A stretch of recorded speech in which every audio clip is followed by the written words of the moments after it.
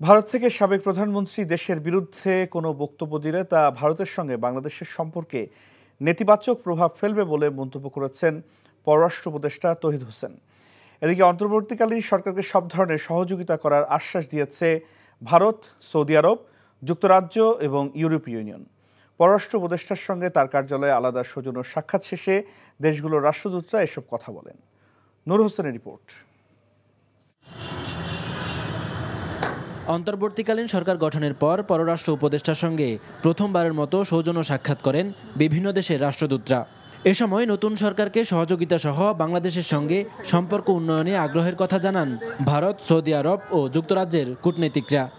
I conveyed our willingness to closely work with the new government to fulfill the shared aspirations of our people for peace, security and development.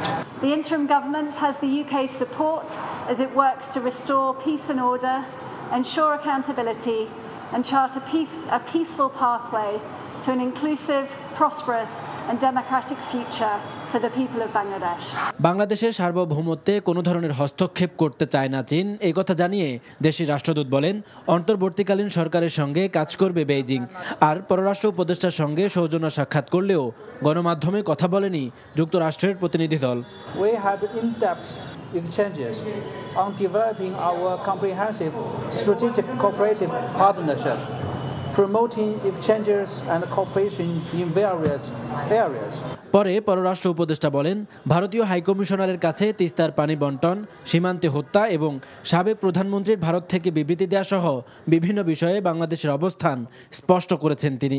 দুই পারেই ক্যানেল যাচ্ছে এবং irrigation হচ্ছে, আর মাঝখানে বাংলাদেশ শুকনা। এটা আপনি উপর থেকে ছবি নিলেও দেখতে পাবেন, এখন তো ছবি নেওয়া কোনো কঠিন কাজ না। আমি তাকে এই কথাটা বলেছি যে পানি কম আছে, খুবই কম আছে, ধরুন আছে তো 100 কিউসেক পানিও যদি থাকে তাহলে 30 কিউসেক কি আপনারা আমাদেরকে দিতে পারেন? আমি এই শব্দটা ব্যবহার করেছি। স্বরাষ্ট্র ও আইন মন্ত্রণালয় চাইলে সাবেক প্রধানমন্ত্রীকে দেশে ফিরিয়ে আনার উদ্যোগ নেওয়া হবে বলেও জানান এই উপদেষ্টা।